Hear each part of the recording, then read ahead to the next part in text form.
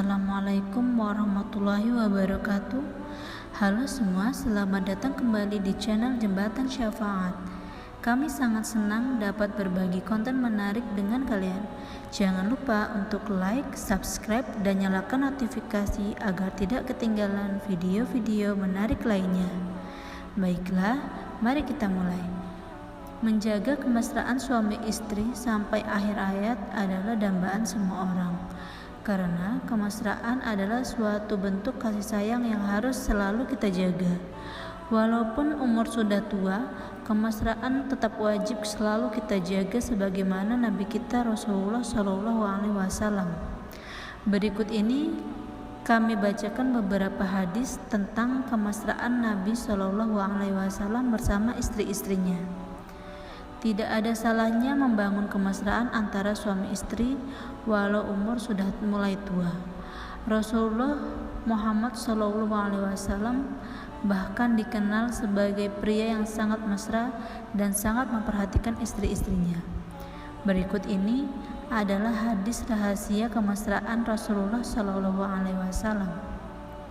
Yang pertama, tidur dalam satu selimut bersama istri. Dari Atta bin Yasar, sesungguhnya Rasulullah SAW dan Aisyah radhiyallahu anha biasanya mandi bersama dalam satu bejana. Ketika beliau sedang berada dalam satu selimut dengan Aisyah, tiba-tiba Aisyah bangkit. Beliau kemudian bertanya, "Mengapa engkau bangkit?" Jawabnya, "Karena saya haid, wahai Rasulullah," sabdanya.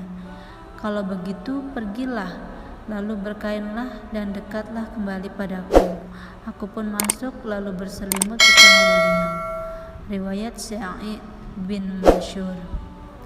Yang kedua, memakai wangi-wangian di seluruh auratnya.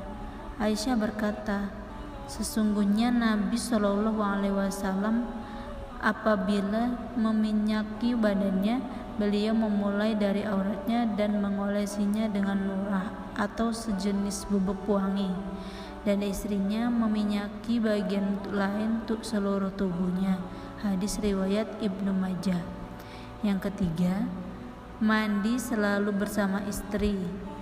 Dari Aisyah, ia berkata, aku biasa mandi bersama dengan Nabi SAW dengan satu bejana. Kami biasa bersama-sama memasukkan tangan kami ke dalam bejana. Hadis riwayat Abdurrazzaq dan Ibnu Abu Syaibah. Yang keempat, rambut selalu disisir oleh istri. Dari Aisyah, ia berkata, saya biasa menyisir rambut Rasulullah. Saat itu saya sedang haid. Hadis riwayat Ahmad. Dan yang kelima, minum pakai mug atau gelas yang sama. Dari Aisyah, ia berkata, saya biasa minum dari mug atau gelas yang sama ketika haid. Lalu Nabi SAW mengambil mug tersebut dan meletakkan mulutnya di tempat saya meletakkan mulut saya.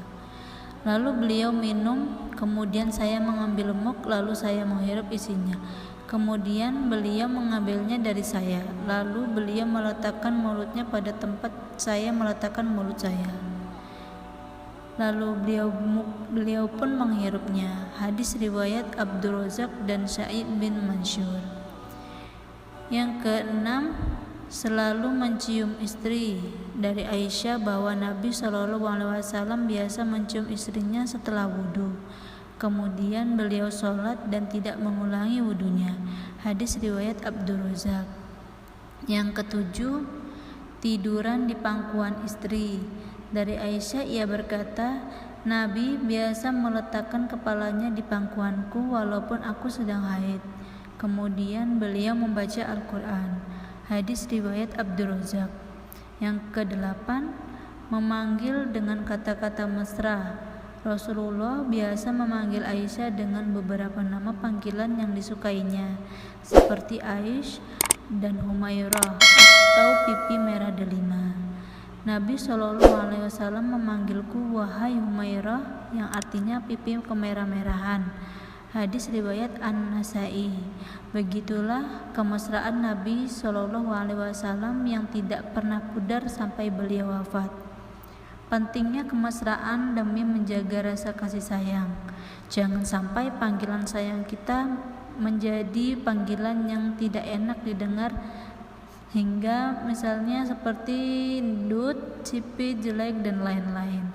Panggilan sayang di Nusantara banyak ragamnya, ada ede, emas, aa, neng, dan masih banyak yang tidak bisa kami sebutkan satu-satu. Itulah beberapa hadis tentang kemesraan serta kasih sayang Nabi pada istri-istrinya. Semoga rasa sayang kita pada pasangan kita sampai akhir hayat. Amin ya rabbal alamin. Terima kasih telah menonton video ini. Jika ada pertanyaan atau komentar, jangan ragu untuk meninggalkannya di kolom komentar di bawah. Jangan lupa untuk like, bagikan, dan subscribe agar tetap mendapatkan konten-konten Islami. Wassalamualaikum warahmatullahi wabarakatuh.